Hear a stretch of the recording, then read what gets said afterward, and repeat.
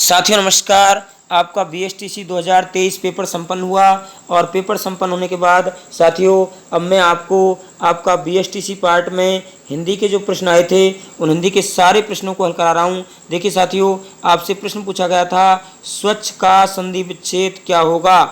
तो देखिए मेरे प्यारे साथियों, स्वच्छ के संधि विच्छेद की बात करें तो स्वच्छ में सु प्लस अच्छ और संधि की बात करें तो यन संधि होगी। आपसे अगला प्रश्न पूछा गया था समवाद में उपसर्ग क्या है। तो देखिए मेरे प्यारे साथियों, समवाद में सम उपसर्ग है और वाद यहाँ पर मूल शब्द है और असल में संवाद संस्कृत का उपसर्ग है। अगला प्रश्न पूछा गया था साथियों पुस्तकालय में संधि कौन सी है। तो प्यारे साथियों, पुस्तकालय में अगर पुस्तकालय शब्द का संधि विच्छेद करें तो पुस्तक प्लस आलय, पुस्तकों का घर। और अगर संधि की बात करें साथियों तो यहाँ पर दीर्घ स्वर संधि होती है। अगला प्रश्न पूछा गया था मेरे प्यारे साथियों आपसे युग्म शब्द का, और यहाँ पर दो शब्दों के युग्म शब्द पूछे गए थे। पहला शब्द था आदि और दूसरा शब्द भी था आदि, केवल मात्राओं का फर्क था। यहाँ पर पहले वाली आदि का अर्थ था आरंभ या प्रारंभ और दूसरे आदि शब्द का अर्थ था साथियों यहाँ पर आदत हो जाना, अभ्यस्त हो जाना। मेरे प्यारे साथियों अगला प्रश्न पूछा गया था तरंग और तुरंग दोनों युग्मों में अंतर बताइए। तो यहाँ पर जो है तरंग का अर्थ लहर होता है पहले वाले का और दूसरे तुरंग का अर्थ साथियों यहाँ पर घोड़ा होता है। ये भी युग्म शब्द से प्रश्न पूछा गया था। अगला प्रश्न पूछा गया था मेरे साथियों विषाद का विलोम क्या होगा। तो देखिए साथियों, विषाद की अगर विलोम की बात करें तो विषाद का उल्टा होता है आह्लाद होना, खुशी होना, हर्ष होना। इन तीनों में से जो भी आपके एग्जाम में शब्द आया था वही इसका आंसर है। विषाद का जो विलोम उल्टा होगा तो यहाँ पर आह्लाद, प्रसन्नता होगा, खुशी होगा, क्योंकि साथियों विषाद का अर्थ होता है एक तरह से दुख होना और दुख का अगर विलोम होगा तो एक तरह से आह्लाद होगा, खुशी होगा, हर्ष होगा। अगला प्रश्न पूछा गया था आपसे संपन्न का विलोम क्या होगा। तो देखिए मेरे प्यारे साथियों, संपन्न का यहाँ पर विलोम की बात करें तो संपन्न का विपन्न विलोम होगा। अगला प्रश्न पूछा गया था जंगल में लगने वाली आग इसको क्या कहते हैं। तो देखिए मेरे प्यारे साथियों, इसका जो आंसर होगा वो आंसर होगा यहाँ पर जंगल में लगने वाली आग को दावाग्नि कहते हैं। देखिए साथियों, यहाँ पर दो तीन प्रश्न आते हैं। एक पेट में लगने वाली आग को बोलते हैं जठराग्नि, एक समुद्र में लगने वाली आग होती है उसको बोलते हैं वड़वाग्नि। इस प्रकार से अग्नि ये दो तीन शब्द आते हैं। तो यहाँ पर जो मेरे प्यारे साथियों आंसर है वह है दावाग्नि, जंगल में लगने वाली आग। आपसे अगला प्रश्न पूछा गया था नक्टा में समास कौन सा होगा। तो देखिए मेरे प्यारे साथियों, अगर नक्टा में समास की बात करें तो यहाँ पर आपका नक्टा में अगर ऑप्शन के हिसाब से बात करें तो न और न तत्पुरुष होता है, किंतु अगर अन्य अर्थ की बात करें तो यहाँ पर बहुब्रीहि समास भी नक्टा में हो रहा है।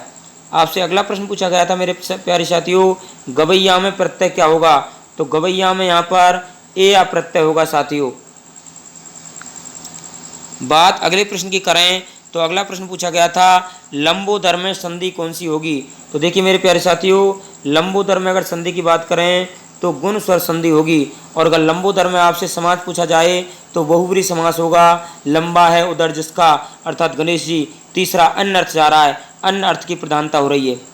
आपसे अगला प्रश्न पूछा गया था जो है कमल और घोड़े के पर्यायवाची के बारे में बातें की गई थी। तो देखिए साथियों, कमल के पर्यायवाची मैं आपको बता रहा हूँ कि भैया कमल का सरोज होता है, पंकज होता है, अब्ज होता है, नीरज होता है, अरविंद होता है, राजीव होता है, पुंडरीक होता है, सद्दल होता है। अब यहाँ पर जो भी इनमें से नहीं था वो आप सेलेक्ट कर लेना भैया कौन सा नहीं था, इतने होते हैं। बात घोड़े की करें तो घोड़े का देखिए बाजी होता है होता है, घोटक होता है, तुरंग होता है, सेंधव होता है।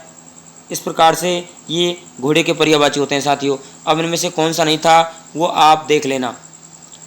अगला प्रश्न पूछा गया था मेरे प्यारे साथियों अंधे के आगे रोना मुहावरा लोकोक्ति का प्रयोग पूछा गया था और इसका अर्थ होता है साथियों यहाँ पर असहाय व्यक्ति से सहायता मांगना। जो खुद ही असहाय है, जिसके पास खुद ही कुछ नहीं है भैया, वो आपकी क्या सहायता करेगा। तो ऐसों के बारे में कहा जाता है कि अंधे के आगे रोना तो उल्टा अपने जो है व्यवहार, अपनी मति को बेकार करना है, अपने समय को बर्बाद करना है। तो यहाँ पर इसका अर्थ हो जाएगा असहाय व्यक्ति से सहायता मांगना।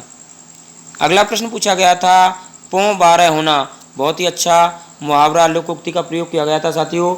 और यहाँ इसका अर्थ होता है अधिक लाभ होना, अधिक लाभ प्राप्त होना। कहते हैं यार उसको तो भैया उसकी तो पों 12 हो गई। तो यहाँ पर अधिक लाभ प्राप्त होने के लिए ये शब्द प्रयोग किया जाता है। अगला है साथियों, ये भी मुहावरे से प्रश्न पूछा गया था, रीति के विरुद्ध कार्य करना। देखिए साथियों, प्रश्न पूछा गया था कि रीति के विरुद्ध कार्य करना, और रीति के विरुद्ध कार्य करने का अर्थ होता है साथियों अनैतिक कार्य करना, गलत कार्य करना। कहते हैं कि भैया वो तो एक तरह से रीति के विरुद्ध चलता है, वो तो अनैतिक कार्य करता है, ऐसा कार्य इसको समाज मान्यता नहीं देता हो। तो यहाँ पर इसका उत्तर हो जाएगा साथियों अनैतिक कार्य करना।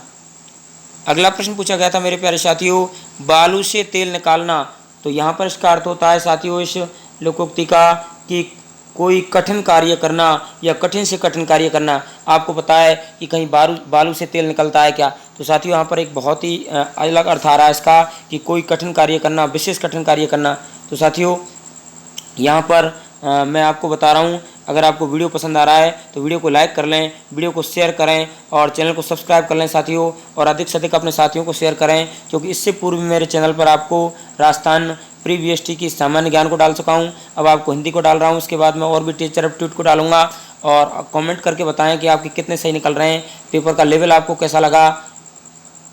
यस मेरे साथियों, अगला प्रश्न पूछा गया था, एक प्रत्यय की अशुद्धि के नियम कौन से हैं? तो देखिए भैया, एक प्रत्यय में शब्द पूछे गए थे, वैचारिक, विचार शब्द से बना एक प्रत्यय वैचारिक, बिल्कुल सही है। नैसर्गिक, नैसर्गिक शब्द से बना एक प्रत्यय नैसर्गिक, सही है। स्वाभाविक, स्वभाव से बना है और एक प्रत्यय स्वाभाविक। वैदिक, वेद से बना है और एक प्रत्यय वैदिक। तो साथियों यहाँ पर कौन सा ऑप्शन ऐसा था जो आपके अनुसार सही नहीं रहा था, नहीं इसमें सेट हो रहा है?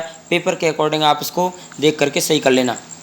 साथियों अगला प्रश्न पूछा गया था, मुहावरा किस भाषा से आकर मिला हुआ है? देखिए बहुत ही इस बार हटके प्रश्न पूछ लिया गया। अब तक केवल मुहावरे के उदाहरण दिए जाते थे, लेकिन उसने पूछ लिया कि भैया मुहावरा जो है ना किस भाषा से आकर के यहाँ पर मिला हुआ है? तो देखिए मेरे प्यारे साथियों, उसका आंसर है अरबी भाषा से आकर मिला हुआ है। अगला प्रश्न पूछा गया, द्वंद्व समास, और द्वंद्व समास के उदाहरण कुछ दिए गए, घर घर, रोग निरोग, इसके अलावा लाभ हानि, माता पिता। तो देखिए साथियों, द्वंद्व का मतलब होता है जहाँ और का लोप होता हो।